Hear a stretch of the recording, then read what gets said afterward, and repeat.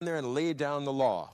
I want you to ruthlessly exterminate all of my enemies. I want you to make the decrees I think appropriate, and whatever decrees you think are appropriate, make them all and lean on these people.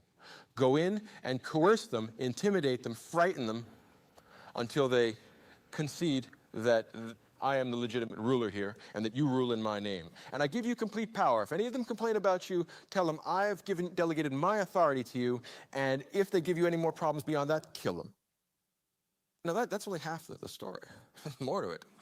After doing that, the prince lets this guy do it for a couple of months, 3, 4, 5 months, and this very cruel, very bloodthirsty, very ruthless second in command dominates the people. Lots of mass executions, cruel tortures, horrible bloody spectacles which frighten the people there out of their wits.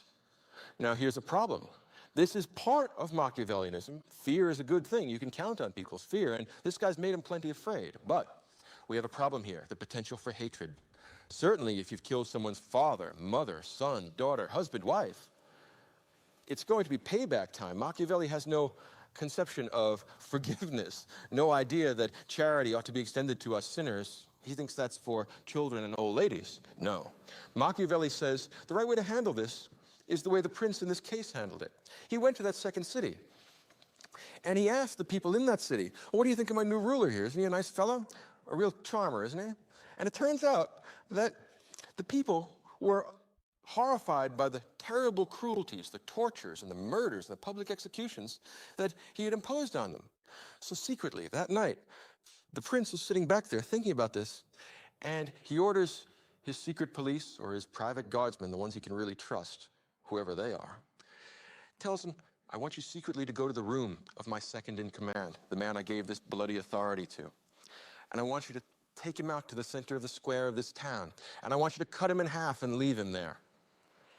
Next morning, the people of the town get up, and what do they see but a man who is the object of intense hatred to them? Pieces of him all over the center of the square. And then our prince sets out a decree that he had heard through some source, which he isn't going to name, that this man had been very severe and very violent, and we can't have any of that in a well-run state. He had heard that this man had usurped power that the prince had never given him, and because the second in command had been so bloody-minded and such an evil, cruel fellow, the prince's justice, the prince's mercy, and the prince's honesty required that he be cut in half. The art of the double cross. You send a guy out to do the dirty work, you cut his throat, you throw him to the wolves, you give him to the people that are left over, and then you clean up the gravy at the end of it. This is Machiavelli.